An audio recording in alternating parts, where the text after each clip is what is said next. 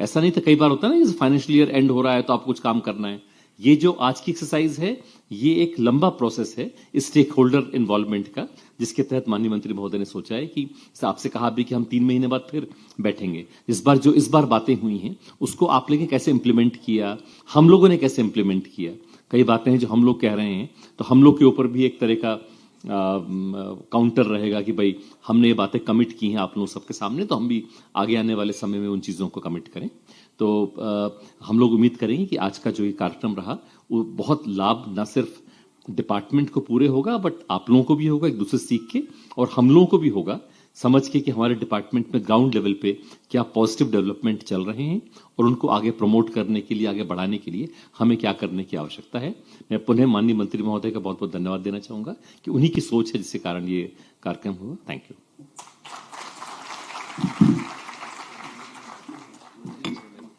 बहुत बहुत धन्यवाद माननीय एसीएस सर।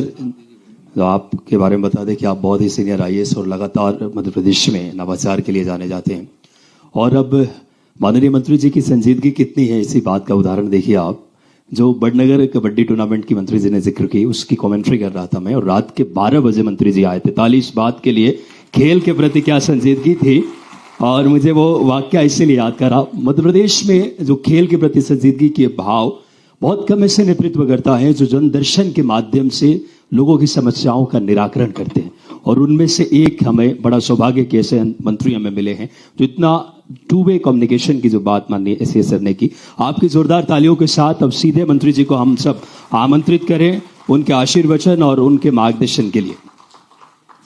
आदरणीय मनु श्रीवास्तव जी, आदरणीय राकेश गुप्ता जी, आदरणीय बीएस यादव जी, यहाँ पर उपस्थित सभी हमारे प्रदेश के विभिन्न जिलों में पोस्टेड हमारे जिला खेल अधिकारीगण, और हमारी नीचे की एक बहुत ही महत्वपूर्ण कड़ी हमारे सभी युवा समन्वयक। जैसा मैंने पहले भी ये कहा था कि मैं भाषण देने के लिए बिल्कुल ये कार्यक्रम का आयोजन नहीं किया, हमारे और आपके बीच में बातचीत हो। और जैसा मनु श्रीवास्तव जी ने कहा कि इस कम्युनिकेशन के माध्यम से हम आगे की अपनी रचना को बनाएं। पहले भी मैंने कहा था कि ये इस हैंगओवर में मैं कभी नहीं जीता कि जो हम सोचेंगे वही सही है।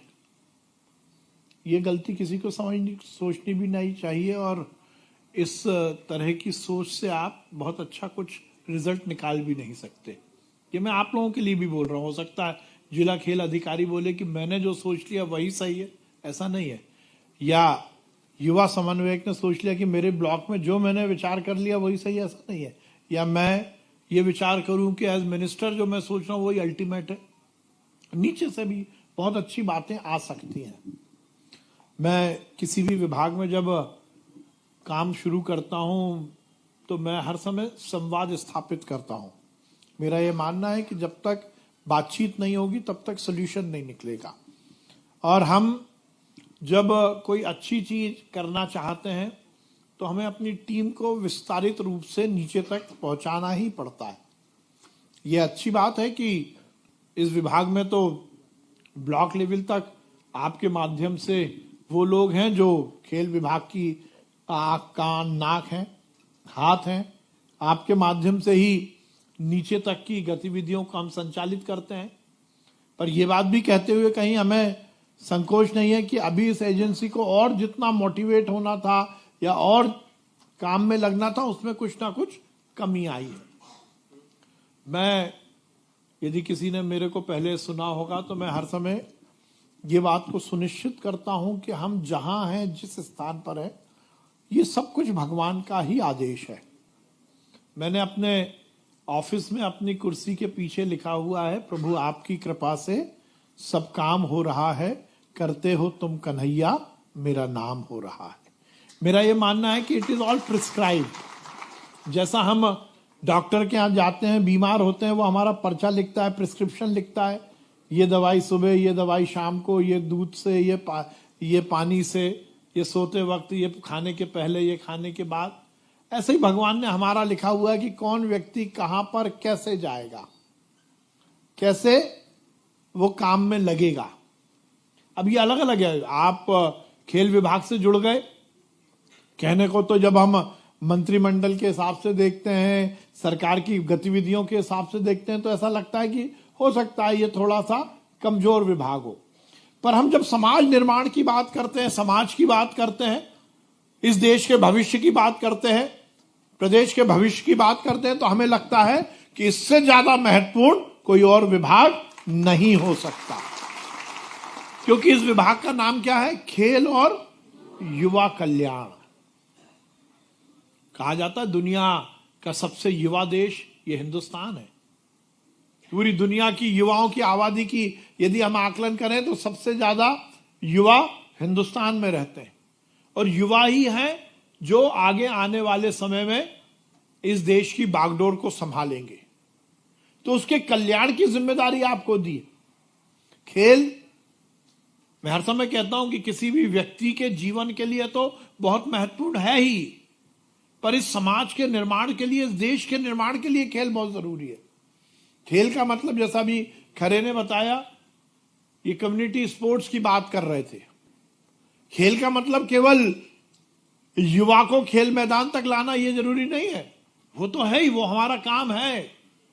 मैंने जब पहली बार खेल विभाग की जिम्मेदारी ली थी तो मैंने यही कहा था कि हमारी पंचलाइन क्या है? जो खिलाड़ी है उसको उत्कृष्ट खिलाड़ी बनाना और समाज को खेल मैदान तक लेके आना। मतलब फिटनेस के माध्यम से इस समाज में एक अलग तरह की तरंग को पैदा करना। तो हमें बहुत महत्वपूर्ण काम मिला है। जैसा मैंने कहा ना, मानो तो ये गंगा मां है, न मानो तो बहता पानी। ये हमें विचार करना पड़ेगा। आज आपका ये ओरिएंटेशन प्रोग्राम रखा ही इसलिए गया है कि आप केवल डीएसओ नहीं हो, आप केवल यूथ कोऑर्डिनेटर नहीं हो, आप जिंदगी में हो सकता है ऐसा कुछ कर जाओ कि 2, 4, 5 युवा जिसको आपने तैयार किया, वो उसमें से कोई अब्दुल कलाम, कोई नरेंद्र मोदी, कोई भगत सिंह, कोई चंद्रशेखर आजाद बन जाए। दुनिया में मेंटर बनने का सौभाग्य मिल जाए ना, उससे बड़ा कुछ और है नहीं। और हर किसी को यह सौभाग्य नहीं मिलता। आप टैलेंट सर्च के माध्यम से, आप ट्रायल के माध्यम से, आप एकेडमी के माध्यम से, हो सकता है समाज में कुछ ऐसा दे दो जिसका कि आगे समाज में बहुत सकारात्मक प्रभाव पड़े। आप जिंदगी में 2, 4, 5 भी आपने युवाओं को खड़ा कर दिया, केवल खेल के मैदान में नहीं। अभी हमारे बैतूल वालों ने बताया, नशा वाला, इनके साथी नशा करते थे। कितनी पुरानी दोस्ती थी उनसे? हाँ, 10 साल से इनने खाने दिया उसको। इनको ये दिव्य ज्ञान अभी प्राप्त हुआ कि छुड़वाना चाहिए, पर चलिए, जब प्राप्त हुआ जब ही ठीक है। तो अब यदि हमने अच्छा खिलाड़ी बना दिया तो भी बड़ी बात है, और यदि हमने अच्छा नागरिक बना दिया तो आप सोच सकते हो कि इस देश में हम क्या कुछ कर पाएंगे। देखिए, आजादी के पहले नारा क्या था कि इस देश के लिए मरना होगा। अब नारे में परिवर्तन आया है, इस देश के लिए जीना होगा। मैं ऐसे ही एक बार युवाओं को संबोधित कर रहा था। मैंने कहा, युवा साथियों, अब नारा परिवर्तित हो गया, इस देश के लिए जीना होगा। तो एक युवा खड़ा हुआ, उसने कहा, सर हम बिल्कुल आपकी बात से सहमत हैं, हम भी देश के लिए जीना साथ चाहते हैं, पर करें क्या? मुझे लगा बात तो सही बोल रहा है। तो मैंने एकदम से सोचा और मेरे दिमाग में एकदम से बात आई। मैंने कहा, भाई देखो, देश के लिए जीने के लिए किसी रॉकेट साइंस की जरूरत नहीं है। उसके लिए कोई बहुत स्टडी करना हो, बहुत बड़ा प्रोजेक्ट बनाना हो, इसकी जरूरत नहीं है। छोटे छोटे से काम है जो देश के लिए, जीने के लिए बहुत उपयोगी होते हैं। मैंने कहा, ये प्रोग्राम समाप्त होगा, मेरा भाषण खत्म होगा, उसके बाद आभार व्यक्त होगा। आभार व्यक्त होने के बाद हम लोग बाहर जाएंगे, उसके बाद इस हॉल में बैठा हुआ ऑडियंस बाहर जाएगा। जो सबसे आखिरी में युवा जाए, वो यदि लाइट के स्विच बंद कर दे, लाइट बुझा दे, तो यही देश के लिए जीना होगा। आप युवा प्रेरक हो, यूथ कोऑर्डिनेटर हो, यूथ समन्वयक हो। आपको इस देश के उस स्तर पर काम करना है जो देश का भविष्य है, और इसीलिए ये विचार करके हमने आपको बुलाया है कि आपको हर एक गतिविधि को सुचारू रूप से आगे बढ़ाना है। आप खेलो बढ़ो अभियान कौन बताएगा? चलो एक आदमी एक कोई यूथ कोऑर्डिनेटर खड़े हो कि उसका पहला चरण क्या है, बताइए। कोई भी खड़ा होइए, बताइए। नहीं, ये साहित्यिक बात मत करो। खेलो बढ़ो अभियान का पहला चरण में क्या करना है?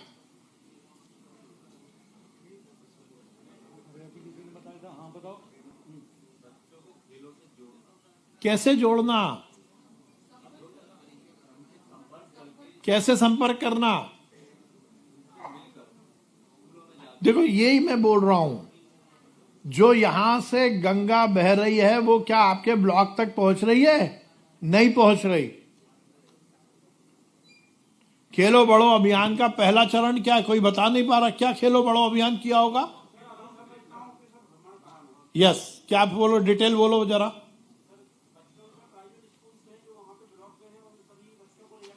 प्राइवेट स्कूल हो, सरकारी स्कूल हो, उनके बच्चों को हमारे खेल अधोसंरचना तक लेके आना। उसके पीछे का भाव क्या है कि उनको पता लगना चाहिए कि खेल क्या है, कैसे बॉक्सिंग होती है, कैसे एथलेटिक्स के अलग अलग गेम होते हैं, कैसे जो भी आपके वहां हो। पहला चरण क्या है कि स्कूल के बच्चों को उनसे संपर्क करके उन बच्चों को हमारे जो खेल की अधोसंरचना है वहां तक लेके आना। दूसरा चरण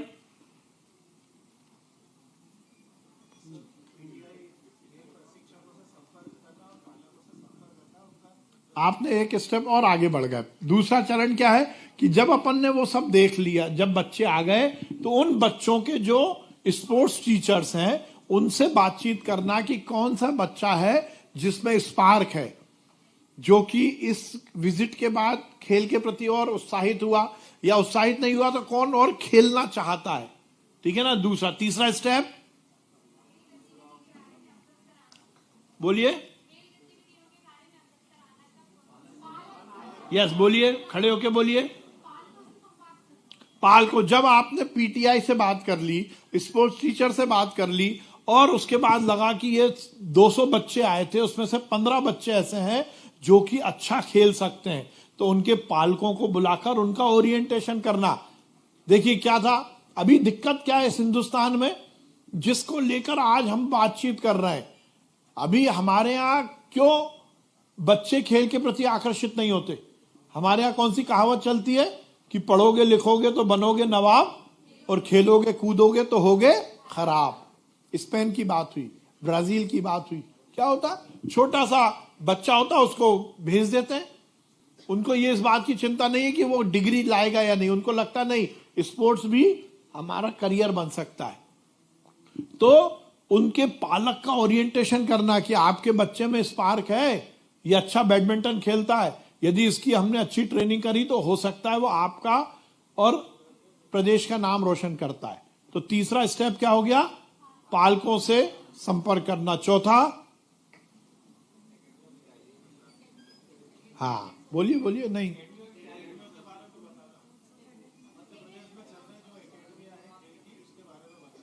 उसके बाद जिले के आपके डीएसओ से बात करके या यहाँ हेड ऑफिस में बात करके उनकी एसोसिएशन के साथ बातचीत करना, और टैलेंट सर्च के उन बच्चों को भेजकर एकेडमी में उनका दाखिले की व्यवस्था करना। अब ये 5 स्टेप का खेलो बढ़ो अभियान है। हमने यहां पर रिपोर्ट तो कर दी कि हमने खेलो बढ़ो अभियान में बहुत कुछ किया, हम 5 स्टेप ही नहीं मालूम। ये 5 वर्टिकल है ना। यदि किसी खिलाड़ी को उत्कृष्ट खिलाड़ी बनाना है या बच्चे को खेल के मैदान तक लाना है तो ये 5 स्टेप यदि हमने की तो फायदा होगा ना। अब ये हमें करना है। टैलेंट सर्च, टैलेंट सर्च में हम दिमाग, जैसा मैंने बोला ना कि आपका टैलेंट सर्च कब होगा, बताइए बताइए। क्या नाम है पटेल आपका, ये डीएसओ, बताइए कब है टैलेंट सर्च? हो चुका है, बैठिए। रीवा।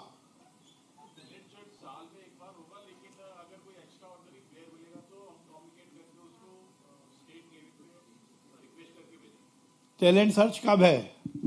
इंदौर। किसने बोला ये? खड़े होइए, खड़े होइए, खड़े, आप भी खड़े होइए, इनके लिए ताली बजाइए। मतलब सदन में उतने ही लोग अभी सुन रहे थे। कब है 300? हमारा टैलेंट सर्च कब है? 365 दिन। सुबह उठते, ग्राउंड में जाते, गाड़ी में चलते, हमें दिखना चाहिए। देखिए, जब आप इसमें जियोगे ना, तभी कुछ निकलेगा। तो टैलेंट सर्च कब है? 365 दिन है। और आप जब बोलोगे, यदि आपको लगता है मेरी हॉकी की एकेडमी पूरी भर गई, और आप बोलोगे नहीं साहब ये 5 बच्चे हैं, इनको करना, मैं 5 सीटें बढ़ाऊंगा, कोई दिक्कत नहीं। आपको लगेगा स्पोर्ट, ये वाटर स्पोर्ट में मैं बढ़ाऊंगा, आप लेके आइए। तो हमारी जो योजना है ना, उसको नीचे तक उतारना है। पार्थ योजना, खेलो बढ़ो अभियान, अभी डायरेक्टर साहब ने बोला युवा प्रेरक पोर्टल, क्या है? यूथ पोर्ट, क्या है वो? मेरा युवा पोर्टल। अब ये सब चीजों को हमें नीचे तक उतारने की कौन सी एजेंसी है? ये आप ही हो। और इसलिए ये सुनिश्चित करना है कि हम इन सब एक्टिविटी को नीचे तक उतारें। जो डीएसओ है, ये सुनिश्चित करें। यादव जी, एक इनकी एसओपी पूरी बनवाइए कि महीने में एक बार इनकी जरूर मीटिंग होनी चाहिए, मिनट्स होने चाहिए सभी यूथ कोऑर्डिनेटर के साथ, और समीक्षा हो। और ये जो हमने यहां पर संभाग के जो समन्वयक बनाए, ये यहां पर रिपोर्ट आए। तो एक बार ऐसा नहीं कि फोन पे बात हो गई। कौन बोल रहा था? दमोह वाले की फोन पे बात हो। फोन पे बात से नहीं काम चलेगा। आप महीने में एक बार बुलाइए और कोशिश करिए कि उसमें एसपी साहब के साथ आपकी मीटिंग हो। मनु श्रीवास्तव जी और राकेश जी ये सुनिश्चित करेंगे कि एसपी साहब आपके, क्योंकि अध्यक्ष हैं, महीने में एक बार मीटिंग जरूर हो। और आप बैठिए, आप युवा समन्वय, आपकी ये टीम है 5, 7, 8 लोग, वो एक डीएसओ और एसपी साहब के साथ बैठिए। क्या दिक्कत है? यदि नहीं हो पा रहा तो यहां बताइए।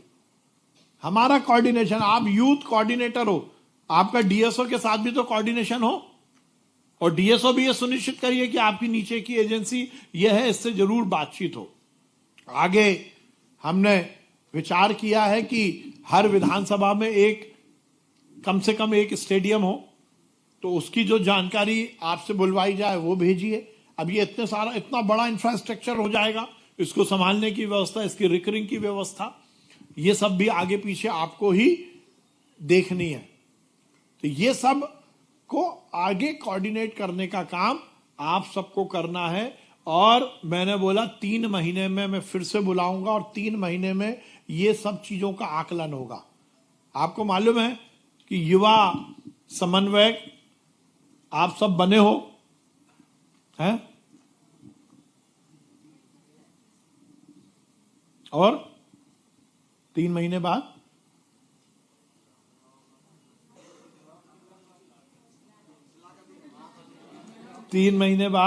हट भी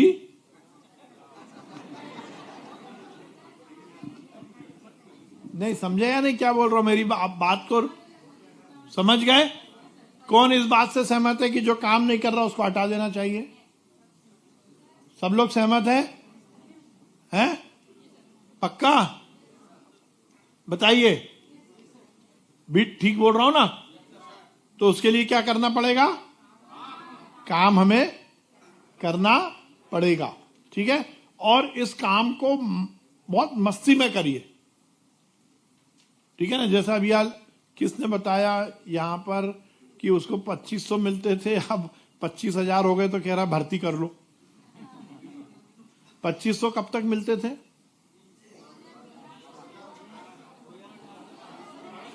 है ना? इतना हाई 2006 से 2018 तो 2500, अब सीधे 25,000, ठीक है ना? तो कहने का मतलब यह है कि ये यदि आपको सरकार के माध्यम से कोई व्यवस्था में जोड़ा गया है, तो उसको नीचे तक लेके उतारने की जिम्मेदारी आपकी है। जैसे नशा मुक्ति, मुझे अच्छा लगेगा अगली बार, जैसा खरे ने बताया, कुछ नया करिए, है ना? शिवखेड़ा को किसी ने पढ़ा है? शिव खोड़ा ने क्या लिखा है कि जो सफल व्यक्ति वो नया काम नहीं करता, हर काम को नए तरीके से करता है। आपके वहां इतनी बड़ी फोर्स है, आप युवाओं को कोऑर्डिनेट यदि करेंगे तो उससे बड़ा कुछ हो नहीं सकता। इसलिए टैलेंट सर्च में आपके दिमाग में हर समय केवल स्पोर्ट्स के लिए टैलेंट सर्च नहीं, जो युवा दिखे उसको बुलाइए, उससे बातचीत करिए, उससे दोस्ती करिए। मैं राकेश जी से एक निवेदन करूंगा कि आगे पीछे हम कोई ऐसा ऐप तैयार करें जिसमें कि ये उसके माध्यम से बहुत इजीली डेटा ले, तो जिसमें हमारे इनके ब्लॉक के जो युवा हैं, जो कि अच्छे युवा हो सकते हैं। अब युवा कौन है? युवा केवल खिलाड़ी नहीं है, युवा छात्र भी है ना, युवा उद्यमी भी है, युवा आपका एंटरप्रेन्योर भी है, युवा व्यापारी भी है, युवा बहुत नीचे स्तर पर कोई यदि बहुत आर्थिक रूप से कमजोर है तो वो भी है, और हमारे टारगेट पर वो सब है। उन सबको, स्पोर्ट्स की बात तो हो गई, पर उन सबको समाज के लिए लगाना, जैसा अभियाल एसीएस साहब ने बोला ना कि समाज के निर्माण में हमें लगाना पड़ेगा, और समाज के निर्माण में लगाना है तो हमें हर युवा को संस्कारी करना पड़ेगा, नशे के खिलाफ हो, वो संविधान का पालन करे, वो देश के प्रति उत्तरदायी हो, बताना पड़ेगा। आज भी देखो ना, आप यदि भाषण देते हो, भगत सिंह का नाम लेते हैं तो लोगों को अच्छा लगता है ना, जिन्होंने देश के लिए कुछ किया, पर हमें बताना पड़ेगा ना। कौन बताएगा? ये सब हम बताएंगे। आगे का पूरा हम 3 महीने का आपको प्लान बना के देने वाले, तो ये सब चीजें को नीचे उतारने का काम, अब आप मेरी टीम हो, ठीक है ना, समझ गए या नहीं? तो ये नीचे तक उतारिए। आज पहली बार ये आयोजन हुआ, अच्छा लगा या नहीं आपको? है नहीं भी लगा होगा तो भी बैठ नहीं पड़ा है, सबको ठीक लगा ना? तो ये कम्युनिकेशन हमने किया ही इसीलिए है कि आप आगे इसको जरूर करें और ये सुनिश्चित करें कि हमारी जो जो योजनाएं हैं वो नीचे तक जाएं, हमारे जो इंफ्रास्ट्रक्चर है वो बहुत अच्छे चले, कुछ ना कुछ नया करें। नया जब तक हम नहीं करेंगे, जब तक हम सफल नहीं होंगे। और एक बात मैं और आपसे कहना चाहता हूं कि आपके जिले में, आपके ब्लॉक में जो बाकी विभागों के अधिकारी हैं, उनसे भी आपका कहीं ना कहीं संपर्क होना चाहिए। देखो बहुत इजी है, आपकी पीआर सबसे अच्छी हो सकती है। कैसे हो सकती है बताओ?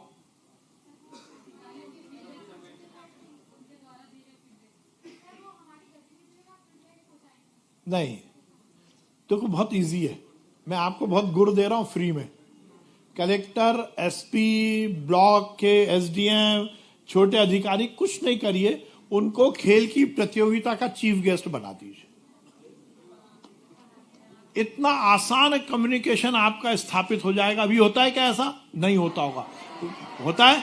तो ये सुनिश्चित करो, वहां पे डिस्ट्रिक्ट का कोई कोर्ट है, जज साहब को बुला लो, टीआई साहब को बुला लो, आपको तो एक अतिथि बुलाना ही है। इससे क्या होगा, ये जो है ना कि टैलेंट सर्च पे 100 किलोमीटर दूर से गाड़ी नहीं मिल रही, ये सब चीजें खत्म हो जाएंगी। इसकी भी एक एसओपी बनाइए, जो छोटे से आयोजन हुआ करे उसमें जनप्रतिनिधि और अधिकारी, और जनप्रतिनिधि को भी जरूर जोड़िए। क्या हम राजनीतिक लोग जो है ना, यदि आप उनसे कम्युनिकेशन संवाद रखोगे, हर विधायक के पास 5 करोड़ रुपए की विधायक निधि है, उसके पास स्वेच्छानुदान है। यदि आपको लगता होगा, जैसे मैं हूं, मेरे पास मिनिस्टर के नाते भी स्वेच्छानुदान है, विधायक के नाते भी है, मेरे ख्याल से 1-8 करोड़ रुपए, 2 करोड़ रुपए होगा मेरे पास।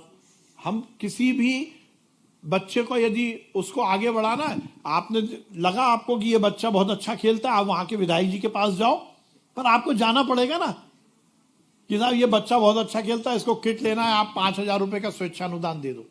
ऐसा किसी ने किया क्या? मान गया, तुम खड़े हो गए तो मान लिया मैंने। वेरी गुड, बधाई, बहुत अच्छा, गुड।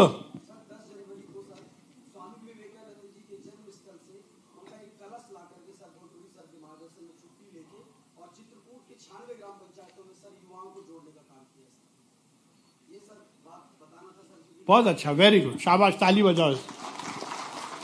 है ना, छोटा छोटा सा गुरे आपके क्षेत्र के जिला पंचायत के अध्यक्ष, पार्षद, विधायक, सांसद, आप करो ना।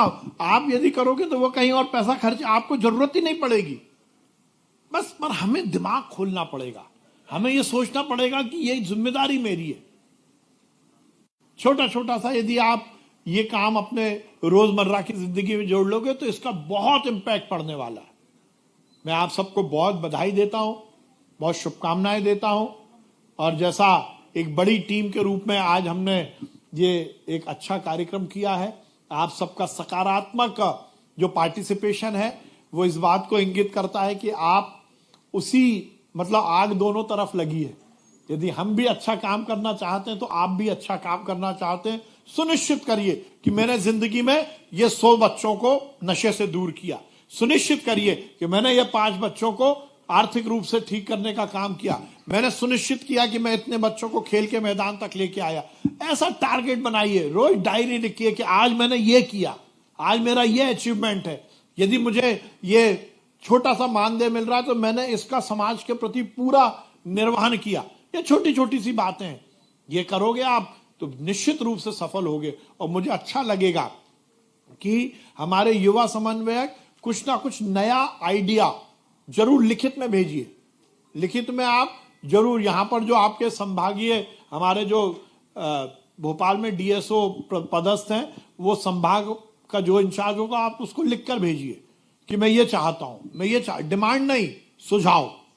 अब सुझाव में से आपके सुझाव के इंप्लीमेंट करने के लिए जो आपकी डिमांड को फुलफिल करना वो हम कर देंगे, पर वो डिमांड के स्तर पर ना हो, सुझाव के स्तर पर हो। और ये सुनिश्चित करिए। और मैं ये चाहता हूं जैसा बताया कि कौन सा वो विश्रामपुर क्या होता है, विचारपुर जैसा ब्लॉक में हमें पता लगने, जैसे बोल रहे हैं ना कि कोई निकलता है तो रोमांचित हो जाता है, ऐसा माहौल बनाइए। कोई बहुत बड़ा काम नहीं है, लेके आना पड़ेगा छोटा छोटा। आप में से राष्ट्रीय स्वयंसेवक संघ को कौन जानता है? जानते होंगे ना, है ना, आरएसएस। उसकी शाखा की, उनकी जो शाखा है उसकी आपने कभी व्यवस्था देखी है? समग्र विकास, बच्चे का पूरी तरह से विकास, उसको खेल भी आए, उसको गीत गाना भी आए, उसको अनुशासन भी आए। जब खेल होते हैं पदवेश रखते हैं ना, मतलब हमारी चप्पल तो अब देखो वो भी जमा के रखते हैं, तो वो छोटा सा मामला है कि पहले से उसमें अनुशासन और संयम का पाठ पढ़ाना। ऐसे जब हेडगेवार जी ने शुरुआत की, परम पूज्य ने, तो इसीलिए की थी कि छोटे छोटे बच्चों को जोड़ो, उनमें अनुशासन आए। बाल गंगाधर तिलक ने जब गणपति की स्थापना की, अंग्रेजों के खिलाफ समाज में माहौल बनाने के लिए उन्होंने कैसे करे, तो उन्होंने कहा युवाओं को जोड़ना है, समाज को जोड़ना है, तो गणपति स्थापित कर दो।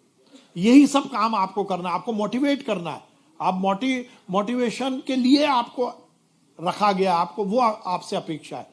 तो आपको मैं बहुत शुभकामनाएं देता हूं, पूरी ताकत के साथ लगिए। माहौल बनना चाहिए। मेरा खेल विभाग को लोग बोलते हैं छोटा सा विभाग है, पर आपके माध्यम से पूरे प्रदेश में फैल जाए ये विभाग। इसको सुनिश्चित करने का काम आपका है। करिए। अब बरसात है, बुलाइए कलेक्टर साहब को, एसपी साहब को, वहां के अधिकारियों को, विधायक जी को, और सब खिलाड़ियों को इकट्ठा करके कहीं पर एक वृक्षारोपण कर दीजिए। नशा मुक्ति की रैली निकाल दीजिए, नशा मुक्ति के लिए काम कर लीजिए। बच्चियों को लेकर, जैसे ये युवा साथी बोल रहा, आजकल बच्चियों को लेकर बहुत सारी बातें, तो उनकी क्या अधिकार है और उनको किस तरह से समाज में रहना, खुद किस तरह से अपने पैरों पर खड़ा होना, इसके ओरिएंटेशन को लेकर आप काम करिए। कहने का तात्पर्य है कि आप पूरी तरह से फैल जाइए। खेल विभाग के हमारे नीचे तक की टीम हर एक क्षेत्र में पूरी सुनिश्चितता के साथ रहे। फिर मैं कहूंगा कि मानो तो ये गंगा मां है, ना मानो तो बहता पानी। हमें बहुत बड़ी जिम्मेदारी भगवान ने दी है, जिसके माध्यम से हम केवल खिलाड़ी नहीं बना रहे, बल्कि इस देश के अच्छे और सच्चे नागरिकों का निर्माण कर रहे हैं। और उसके लिए डट जाइए, लग जाइए। 3 महीने बाद हम फिर मिलेंगे। आपका पूरा आकलन यहां से सब ये लिखित में आएगा। इस सबको करिए, नीचे तक करिए। इसको सुनिश्चित करिए कि बिना रिसोर्स के भी, मुझे अच्छा लगेगा अगली बार कोई बोले कि साहब जैसे इन्होंने बोला कि बैतूल में हमने कलेक्टर साहब की मदद से आवासीय एक वो किया, इस तरह का कुछ नवाचार करके आइए। आप सबको मैं बहुत शुभकामनाएं देता हूं। ये चेहरे की चमक, ये पॉजिटिव वाइब्स, ये सकारात्मकता, ये काम के प्रति अपनी लगन, क्योंकि दुनिया में एक ही चीज है देखिए सब सक्सेस होने की, जॉब सेटिस्फेक्शन। मैं राजनीतिक क्षेत्र में काम करता हूं तो मुझे अच्छा लगता है कि मैं सुबह से शाम तक लोगों की मदद करूं। मुझे कभी बुरा नहीं लगता रात में 3 बजे कोई फोन करे और मुझे बोले कि साहब मेरे को ये जरूरत है, क्योंकि मेरे को सेटिस्फेक्शन है कि मैं बाय डिफॉल्ट राजनीति में नहीं आया, बाय चॉइस राजनीति में आया हूं। तो आप ये बाय चॉइस आपने ये पद लिया है, इसलिए इसको धारण करिए, इसको सकारात्मकता के साथ धारण करिए और ये सुनिश्चित करिए कि मेरे माध्यम से जिंदगी में मेरी जब तक नौकरी है, मैं इस समाज के उन्नयन के लिए, इस समाज में युवाओं को देश के लिए, समाज के प्रति उत्तरदायी बनाने के लिए, संविधान का पालन करने के लिए, देश को बड़ा देश बनाने के लिए। नरेंद्र मोदी ने कहा है ना 2047 जब ये हिंदुस्तान अपनी आजादी के 100 वर्ष पूर्ण करेगा तो ये विकसित भारत बने, एक शक्तिशाली, एक वैभवशाली हिंदुस्तान बने। और वो उस महायज्ञ में मेरी भी सार्थक आहुति होगी। इस संकल्प के साथ आज अपने अपने गंतव्य स्थान तक जाइए, नई उमंग के साथ काम करिए, नए जोश के साथ काम करिए, नए कलेवर के साथ काम करिए और ये सुनिश्चित करिए कि अगले 3 महीने में हर जगह खेल विभाग आपके माध्यम से चमके और युवाओं को एक रूपता के साथ हम समाज के निर्माण में लगाएं। आपके साथ पास पेरेंट आना चाहिए, आपके पास उस बच्चे का अभिभावक आना चाहिए कि साहब आपको मैं धन्यवाद देता हूं, आपने मेरे बच्चे को सही लाइन पर लगाया। बहुत बहुत धन्यवाद। भारत माता की जय, हिंदुस्तान जिंदाबाद। बहुत ही ओजस्वी और प्रेरक उद्बोधन और कई विषयों पे जो कि व्यक्ति